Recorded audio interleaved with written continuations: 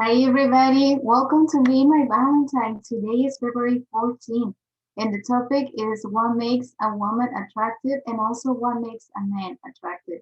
What makes a woman attractive, men will probably say her smile, the way she smiles, the way she walks, her body shape, the way she smells, the way she is. She's very kind.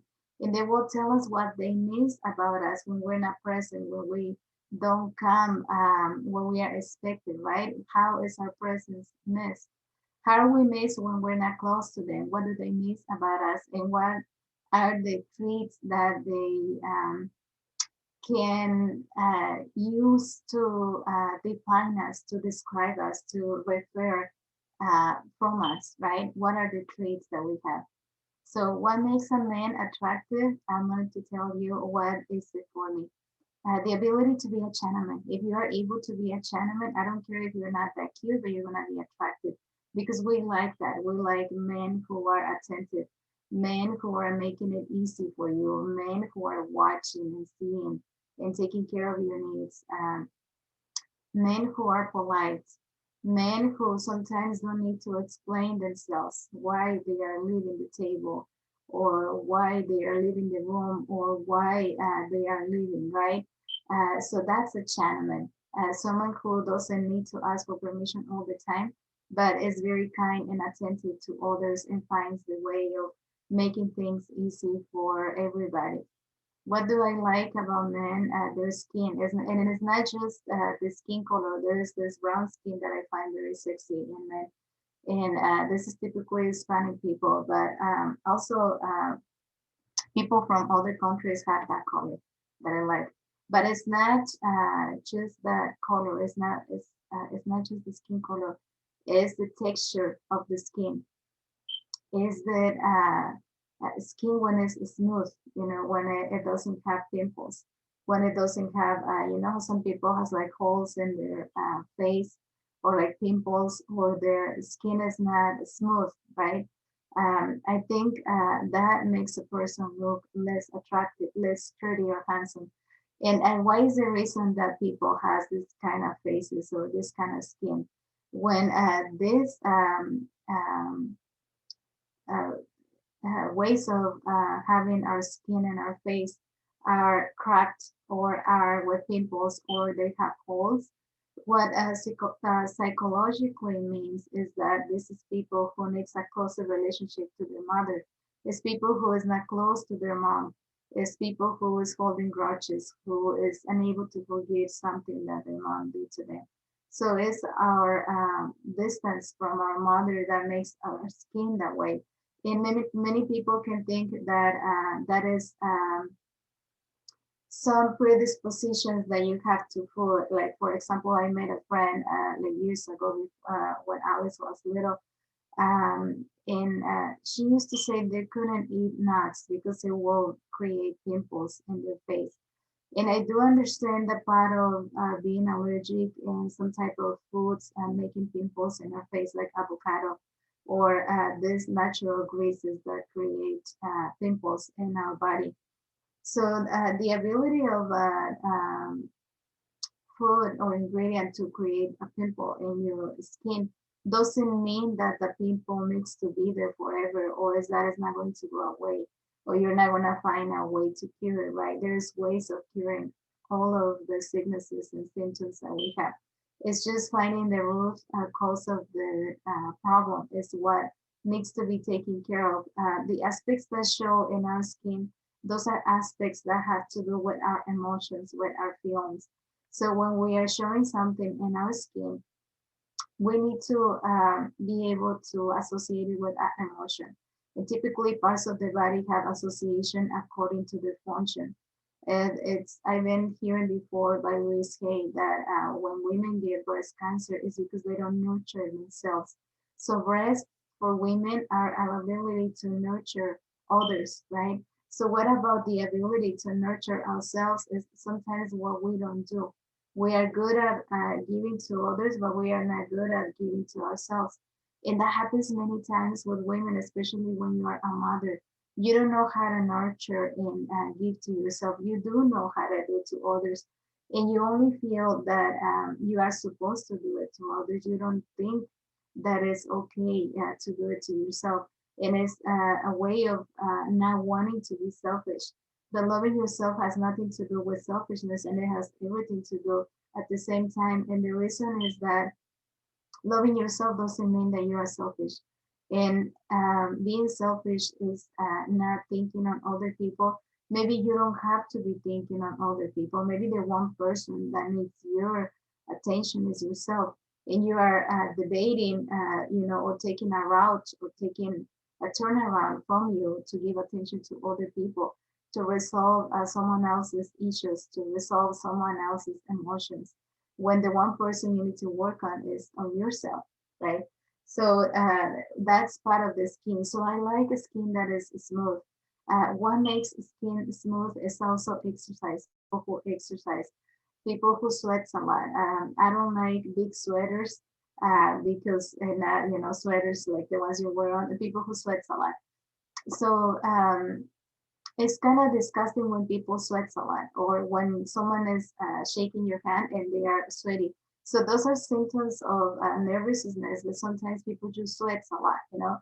So when they're working, if they're out on the temperature or they're typically just being themselves, they sweat a lot. I don't like that.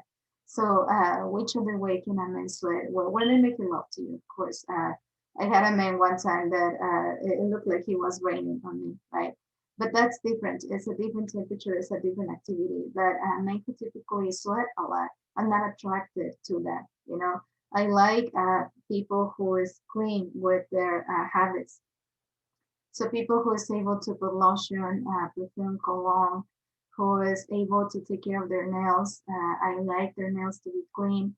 I like their appearance, that the clothes are iron, that they look in a style, they look stylish, like they look that they are combined to each other, even though you can wear a different patterns on clothing. It's also part of fashion, but you have to find a way of combining your outfits. It's either you have to match your shoes with something that you are wearing, or your makeup to your hair, or just something to make you look healthy, right, and attractive. So, like I told you before in other videos, this is the reason why women do makeup. So, skin, I said about that, the ability to be a gentleman, how well they can treat you, um, the ability to be kind, to be understandable, to ask for forgiveness. I love when a man cries. To me, it's like, ah. I love when men cry. When men are able to cry, I really love that. It's an aspect that I find very charming. And not fake crying is just when you're talking about a situation and the man is feeling like he's losing it, and they cry, and or when they have memories of childhood that are very painful and you see a man crying. I like big eyes on people, men or women. I think they're very beautiful. I'm attracted to big eyes. And big eyes, for me, that I read facials, and I told you before. And once when you start watching all of my videos, you're gonna start making connections of what I say things and repeat them over and over. So people who has big eyes are very sentimental. So I find that very attractive when people are sentimental is people who is typically open-hearted. They're open to experiences. They're open to being hurt. And sometimes we don't want to be in that position, right? We want to put an arm on ourselves and we don't want to be vulnerable and being able to be targeted by someone else's opinions or feelings about us. So people who have a big eyes are sentimental, so they're open-hearted. They are open to love. They are quick lovers, and they are quick forgivers.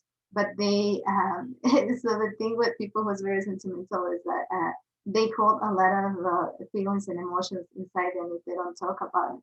So people like us, because I also used to have big eyes when I was younger, and I used to consider my eyes being kind of big. Um, People like us, what we have is that we hold a lot of feelings and emotions inside of us. So what is happening when you are experiencing a feeling of emotion, what helps us is when we're able to talk about it, like issues that I've been talking to you on my videos. I feel like it's a way of relieving the tension or relieving my judgment of it, or the way I see it, or the way I'm feeling. When I'm talking to you on the videos, I'm basically having a relief of my feelings and emotions. And it's like talking to myself or talking to you, whoever else is on the other side of the screen, right? So it's a way of have a relief on our emotions or situations that sometimes we wish we were not in, but we are, you know. Like I said the other day, even loving people is gonna have experiences of having desire for someone or having passionate love for someone, even if they are very loving, and that those relationships might turn into a love relationship is a possibility. But while you get to that process, and if you ever get there, it might take a long time, and it might not be the route you want to go, especially if they're taken, like I told you before. So what I like, and then also is the ability to be honest if they can tell you the truth. You know, most people don't want to tell you the truth, and men learn to lie a lot because we don't like to be told the truth. They need strong women to take the truth. You know, and sometimes telling the truth to someone is uh, the most loving demonstrations that you can give to someone when you are able to tell them the truth, right? Many times we don't want to hear the truth because it hurts, but it hurts more not to know the truth and making hundreds of probably assumptions about what might be happening instead of you knowing the truth. Yes or no, it happened, it didn't happen, this is why, this is how I felt, this is how it happened. And there you go, you know, there you have it. So what else do I like in men? Um, their ability to have a young spirit. I love that a lot. People who is playful, people who do things even when they're older, you know, people who is willing to share with others, people who is willing to do things with younger people, with older people who is willing to cooperate and see that in others. I love that about men. What men could possibly love about women is our effort to be pretty. You know, many times they know we're not so pretty. And you can easily check with me. I just did a video earlier. This is a live video from the gym. And I had no lights, you know, and my teeth look like super yellow. And the makeup in my face was from last night and I didn't clean it up. So it's all smushed. It's not, it doesn't look good. You know, I don't look good as I look right now, but the ability to be real, you know, the ability to show all of our sides, the ability to show when we are mad. And I think love when women are mad because we can show our character, you know, and they just find us adorable unless we are being aggressive to them. Then, of course, they're not gonna like that. If you're not cursing at them and you're just mad at a situation or you just, you know, being invested in your emotions, they love that, you know, especially when they first like you. When they are kind of bored of you, nothing is going to really amaze them or make them really be pulled toward you, right? But what do they like? They like people who can stay young as well, people who is happy, people who is crazy. They love crazy women. Can you believe it? You can ask a man, you know, the more crazy the woman is, the more they attracted to her.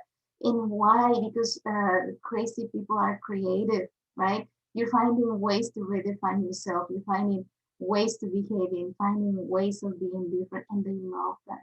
So girls, be crazy, crazy creative in a way where you're gonna become attracted. And when we want to attract someone, there's many things we can do as far as part of creativity, right? Many ideas are gonna come, and you're gonna find a way to attract that man or that woman that you like I said, the world is very open now; it's very changing. I had a couple of girls yesterday at one of my tables, and they were a couple, you know, like I took pictures of them. You can clearly see it's a couple. And the more and more I see the world, I see videos, it's more and more visible couples of women, you know, lesbians. It used to be only guy men, you know, not guy, gay. I'm sorry. I don't mean to confuse the name for any guy friends that I have, my guy friends. So gay people used to be associated with males. Now it's a lot of the females are coming up, are being shown, you know, their love lives, basically choosing the same sex, which I think is a change in society that I don't necessarily agree with. But at the same time, it doesn't bother me. You know, it's their life, it's their feelings, it's their experiences. And if that's the way to go, it's maybe a solution for not having enough men, you know. Census prove that there is more women than men. Maybe this is a solution so we don't have to find um, reasons to fight for men, and that they love it. That's another one. Girls, men love when you fight for them. When two women are like trying to see who's gonna get that steak, they love it. They love to be the object of attention. So, I mean, I don't know if you wanna give it to them or not, but they love it. So, and they can tell us more about what they love. I'm gonna end this video because I have another one to do to kind of wrap up my Valentine's show. So this is February 14. I wish you beautiful experiences. I wish you all the love and also hot dates, many hot dates, many of those dates that make you sweat, many of those dates that make you being excited for days and looking forward to the experience of seeing each other again. And hug and kiss and do all those beautiful things that love can bring. Bye. Thank you for watching.